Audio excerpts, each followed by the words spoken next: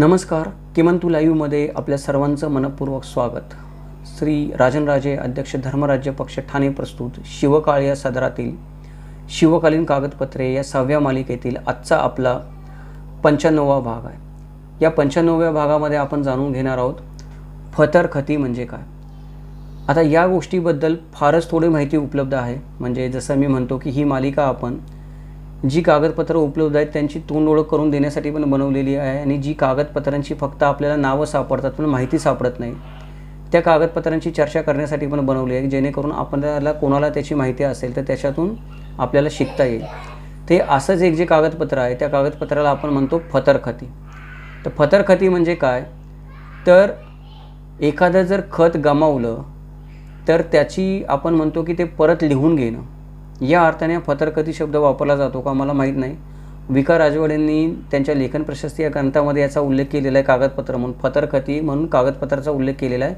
आणि विका राजवाडेंची भाषा आपण पाहिली तर मोडी भाषेपेक्षा मोडी लिपीपेक्षा आणि जर कधी आपल्याला असं वाटतं विका राजवाडेंना वाचताना की त्यांची भाषा आहे ती 16व्या शतकातल्या मराठी भाषेपेक्षा पण काही वेळेला दुर्गम भाषा वाटायला लागते अर्थ समजून घेण्यासाठी.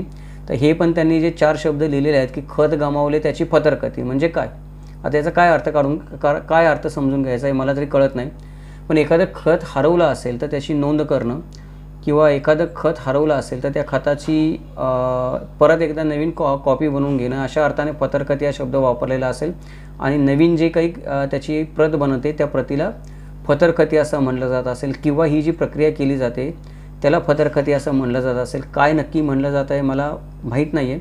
आपण 100 कागदपत्रांचा अभ्यास करतो त्यातली 2 कागदपत्र असेल ज्याच्याबद्दल मला स्वतःला शंका आहेत. त्यामुळं आपण त्या शंका या व्हिडिओच्या माध्यमातून आपण सर्वांसमोर मांडतो आहोत.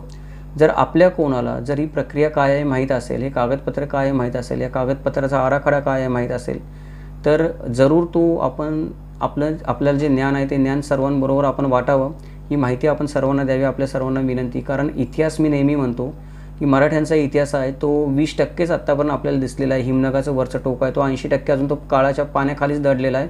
अशा भरपूर गोष्टी आहेत की ज्याच्याबद्दल आपल्याला नक्की माहिती नाही आहे. म्हणजे आता हे फतरखती ही प्रक्रिया चालत कशी होती, कोणाकडे नोंद करावी लागत असे, खत हरवले तर कोण त्याची नोंद घेत असे, कोण त्याची नक्कल काढून देत असेल, त्याच्याबद्दल काही दंड आकारला जात असे का, किंवा कुठल्या कागदपत्राची नक्कल करून दिली जात असे, कुठल्या कागदपत्राची नक्कल केली जात नसे, नक्कल केली जात असे तर ती अस्सल कागदपत्र कुठं होतं हे तपासण्यासाठी कोणती प्रक्रिया राबवली जात असे, या सगळ्यावर संशोधन होणं गरजेचं आहे.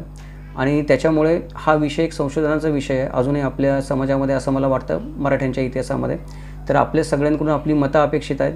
आपल्याला काही माहिती असेल किंवा एखाद्या पुस्तकामध्ये कुठे या फतरखती या विषयाचं विश्लेषण अगदी 1 पॅरेग्राफ जरी केलेलं असेल की अशा प्रकारे ही क्रिया होते तरी आपल्या कोणाच्या वाचनात आला असेल तर जरूर कळवावं. आपण या विषयावर पण किमंतू लाईव्ह चॅनेलवर नंतर एक स्वतंत्र व्हिडिओ बनवू. आपण जी माहिती द्याल ती माहिती अधिकृत असेल तर आपल्या सर्वांनाही विनंती करण्यासाठी हा व्हिडिओ बनवलेला आहे की जर आपल्या सगळ्यांना माहिती असेल तर कृपया आपण कळवावं, जेणेकरून आपल्याला इतिहासावर नवीन प्रकाश टाकता येईल किंवा इतिहासातल्या एका नवीन आपण म्हणतो की कागदपत्रावर आपल्याला नवीन माहिती देता येईल जी आजतागायत उपलब्ध नाही आहे किंवा मला उपलब्ध नाही झालेली. मी अज्ञानी असं म्हणू शकतो आपण. माहिती कुठे ना कुठे नक्कीच दडलेली असेल.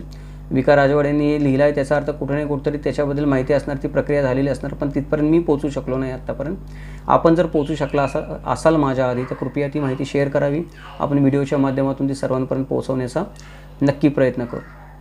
तर हे आत्ताचं जे विश्लेषण केलं आपण हे प्रामाणिक विश्लेषण आहे. जर आपल्याला माहिती नसेल तर उगाच वाढवून चालून सांगणं, स्वतःच्या मनाच्या कल्पना दंतकथा रंगवून सांगणं ही चुकीची गोष्ट आहे. ही आपण इतिहास संशोधनामध्ये अभ्यासनामध्ये नाही केली पाहिजे. इतिहास अभ्यासामध्ये या गोष्टी आपण नाही केल्या पाहिजे. जी माहिती आपल्याला नाही आहे ती विनम्रपणे सांगितलं पाहिजे की ही माहिती माझ्याकडे नाही आहे म्हणल्याने काही कमीपणा येत नाही. आपण एखाद्याकडे मदत मागितल्याने काही कमीपणा येत नाही. आपल्याला विनम्रता आपण म्हणतो की विनम्रता धारण केली तरच आपल्याला सत्य गवसतं. अहंकार धारण केला, आपल्याला माहीत नाही असं आपल्याला माहिती आहे की या गोष्टी आपल्याला काही माहिती नाही, तितकंसं ज्ञान नाही आहे, तरी पण उगाचच काहीतरी एखादं आपल्याला सूत सापडतं त्याच्यावरून स्वर्ग घाटाने रंगवून सांगणं या गोष्टी नाही केल्या पाहिजेत. हे मी नेहमी सांगत असतो माझ्या व्हिडिओमध्ये. ते तत्त्व मला पण लागू होतं. म्हणून आपण या व्हिडिओमध्ये अशी आपल्या सर्वांना विनंती करतो की या विषयाची आपल्याला काही माहिती असेल तर कृपया आपण सर्वांनी कळवावी. जर हे अशा प्रकारची आपण ही जी मालिका बनवलेली आहे आता याच्यामध्ये आपण जवळ 105 कागदपत्रांची माहिती घेणार आहोत. त्यातली 2-3च कागदपत्र असतील ज्याच्याबद्दल माहिती उपलब्ध नाही आहे. पण ही 105 भागांची मालिका बनवण्यासाठी आपल्याला प्रायोजकत्व देणारे श्री धर्मराज्य पक्षाचे अध्यक्ष राजनराजे साहेब यांचे देखील या व्हिडिओच्या शेवटी मनपूर्वक आभार. उद्या आपण पाहणार आहोत हरदून सुन दुमला. आता मला त्याचं नाव पण घेता येतं, नक्की काय नाव लिहिलं आहे त्याच्याबद्दल भरपूर गैरसमज आहेत. म्हणजे काय की हा प्रकार म्हणजे नेमका काय किंवा हे काही कागदपत्र आहे का, याची पण फारशी माहिती उपलब्ध नाही. पण जी काही थोडीफार माहिती उपलब्ध आहे त्याच्याबद्दल आपण पुढच्या भागामध्ये चर्चा करूयात.